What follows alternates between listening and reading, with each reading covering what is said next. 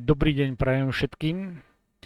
Rozhodol som sa spraviť kratunké edukačné video, pretože kolega na Discorde mi poslal, alebo nám všetkým poslal tento link, kde je databáza profilov.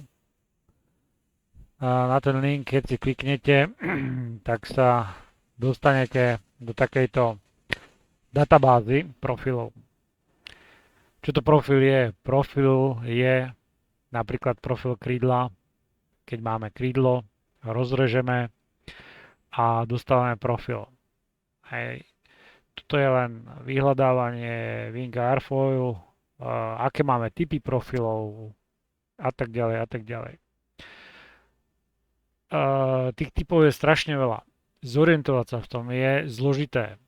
Je na začiatok ťažké a náročné, takže ja naozaj v základe a skratke prejdem, že ako by sa asi ten profil mal vybrať. V podstate je to hlavná časť, to krídlo, ktoré nám produkuje vztlak, aby to lietadlo mohlo letieť, alebo ten prostriedok mohol letieť. Má tzv. Aerodynamické charakteristiky, to znamená produkuje vztlak, a produkuje odpor, čo je nežiaduce a je potrebné tiež zabezpečiť stabilitu toho letiaceho objektu, preto je tu výškové kormidlo, smerové kormidlo a tak ďalej. Ja do tohto nebudem zachádzať teraz, zamerám sa na profil a na to, ako by som postupoval pri modelovaní tohto krídla a profilu v CAD systéme, kde sme si hovorili, že budeme teda používať Autodesk Fusion, s čím teda ja súhlasím, som s tým stotožný, takže skúsim predstaviť, ako by som to robil ja. Tak ako som povedal, ktorý profil použiť, kedy bude to lietadlo mať požadované vlastnosti. Hej? Tak samozrejme na to som použil ChatGPT, umelú inteligenciu, kde som napísal Can you recommend me the airfoil profile for radio control model aircraft for training? Should be slowly and stable. A tu mi vypísalo niekoľko typov profilov s nejakými ich vlastnosťami, ktoré mi odporúčilo. Ja si môžem niektorý vybrať, ja som si vybral Clark Y. Clark Y je naozaj famous profil krídla pre rádium riadené modely tréningové, takže ja som si zvolil tento, samozrejme môžete si zvoliť ktorýkoľvek iný.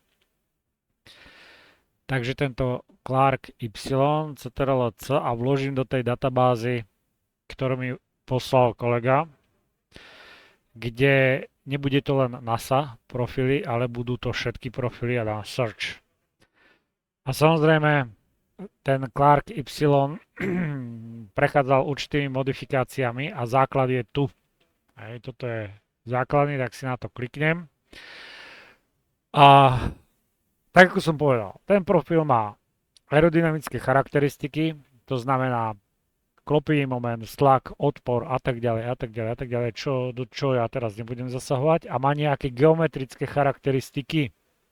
Napríklad maximál thickness, je maximálna hrúbka profilu, to znamená táto vzdialenosť, aká je maximálna, v percentách voči hĺbke toho profilu, alebo šírke, alebo maximálne zakrivenie, to je zase, keď si spojím nábežnú hranu s otokovou hranou, preložiť takto krivkou, tak maximálne zakrivenie je toto, hej, v tejto vzdialenosti 42%. Hej. Takže to sú tie základné vlastnosti. A teraz dáta o tom profile. Ja si môžem stiahnuť dáta nejakým spôsobom o tom profile. Tie dáta sú v podstate čísla, je stĺpec s dvomi číslami. Jedno je spodná krivka profilu, druhé je vrchná krivka profilu, kde 0,0 je tento bod. Hej. Keď si zoberiem ďalší bod, samozrejme tých bodov môže byť viac, menej podľa toho, jak ich máme. Tu máme napríklad 0,62, 0,073, hej, čiže keď zoberieme tú vzdialenosť toho bodu, hej, že bolo to 10 bodov, rozdelíme to na 10 častí a v polovici je 0,62. Tento bod 0,73 je tento bod. A takto by sme bodmi mohli vykresliť tú krivku, interpolovať a dostávame ten profil. Čo je teda varianta, hej? Je potom nejaký select formát, dat file a tak ďalej, ale v zásade je to počet bodov a ich súradnice, vrchné a spodné. No dobre, a ja chcem ten profil dostať do kedu a chcem spraviť krídlo s týmto profilom. Je niekoľko spôsobov. Ja poviem ten úplne najjednoduchší, najzákladnejší, ktorý si myslím, že v zásade stačí. Jednoducho som spravil CTRL print screen, vykopíroval som tento obrázok, to znamená tvár toho profilu, uložil na disk vo formáte JPG. Čiže toto mám uložené vo formáte JPG na disku. Vybavené. Prechádzam do Fusionu. Mám otvorený prázdny dokument a idem skúsiť ten profil naeditovať a vytvoriť z toho krídlo. Nejakým spôsobom, veľmi jednoduchým, tak aby ten tvar bol správny a aby to bolo jednoduché, aby to nebolo zložité. Takže kliknem si na importovať obrázok. Pardon, to som klikol niekde zle. Tu. Nie je dobré. Importovať obrázok z počítača a vyberiem si ten môj súbor JPG, ktorý mám otvoriť a dám si ho niekde na niektorú plochu. OK. Keď si to názobujem, mám ten obrázok tu. Fajn. Takže si to otočím do môjho smeru. A teraz tento obrázok je ako canvas. Ja v podstate môžem s týmto obrázkom manipulovať. Môžem ho zväčšovať, môžem ho zmenšovať podľa toho, aký potrebujem rozmer hĺbky toho profilu. Keď sa rozhodnem, že hĺbka toho profilu bude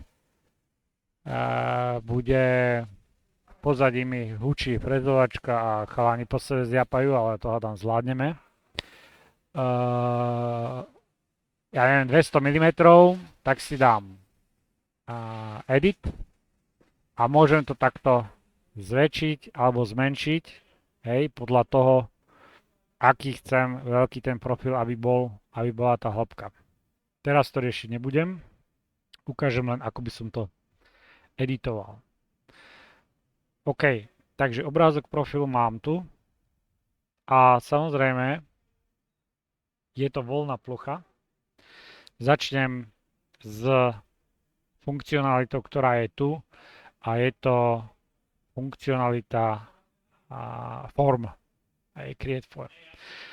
Jedná sa o tzv. T-splines. Neviem, či ste s tým robili alebo nerobili. Jedná sa o T-splines a tieto T-splines slúžia na voľné plochy a dá sa s nimi pracovať. Je množstvo tutoriálov, dokonca ja som dal nejaký príklad, čo som robil, Diamond 40, len tak, čo som sa učil. Takže táto technológia T-Forms, patentovaná Autodeskom, sa dá použiť v tom programe a je určená na voľné plochy. Dám vytvoriť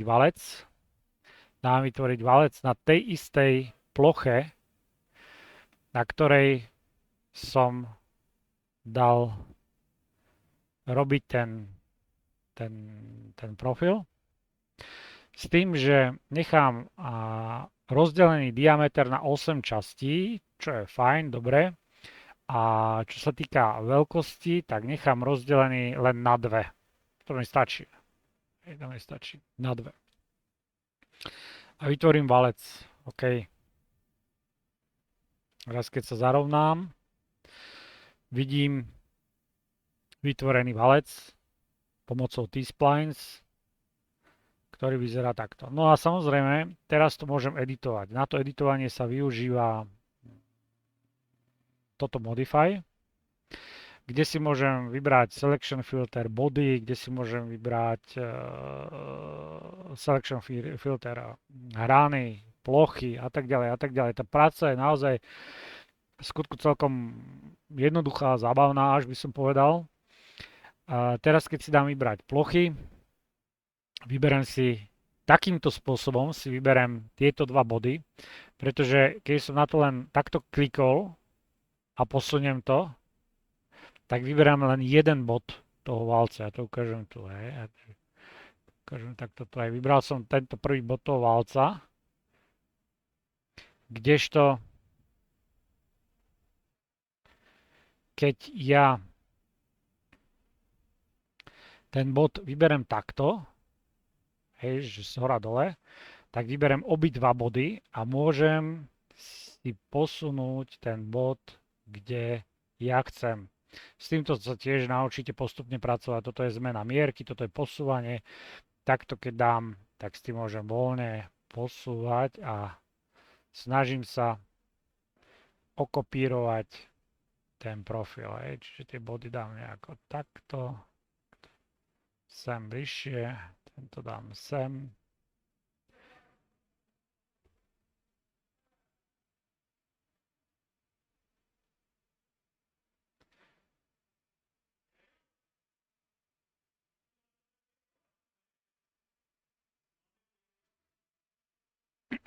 Tento sem. Samozrejme, tých bodov môžem dať viacej, môžem dať menej, je to čisto na mne a snažím sa nejakým spôsobom okopírovať ten profil. Možno existuje aj lepšia varianta, ako s tým pracovať, určite viete. Poznáte to možno niektorí, ak máte lepšiu variantu, nech sa páči, môžete sa prezentovať s videom tak ako ja. Čiže ja sa snažím vytvoriť Clark Y nejakým spôsobom ho napodobiť s pár bodmi, hej, akože nepreháňam to, aby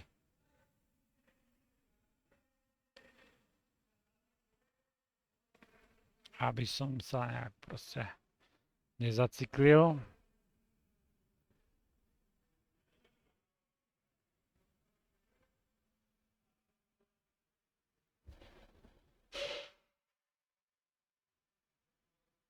Takto. Takto.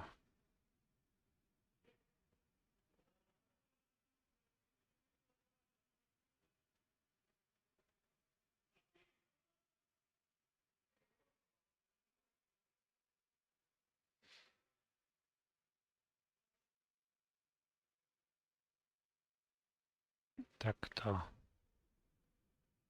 Takto.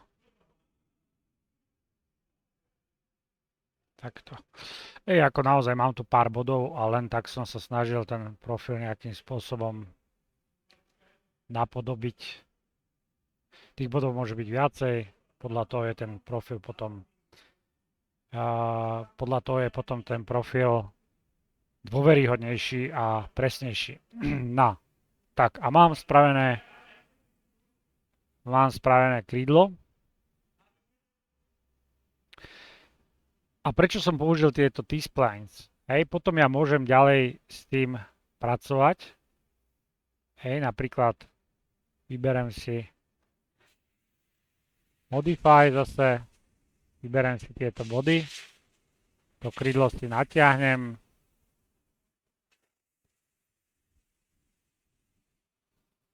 Takto. Zmením veľkosť. Posuniem sem, alebo posuniem sem.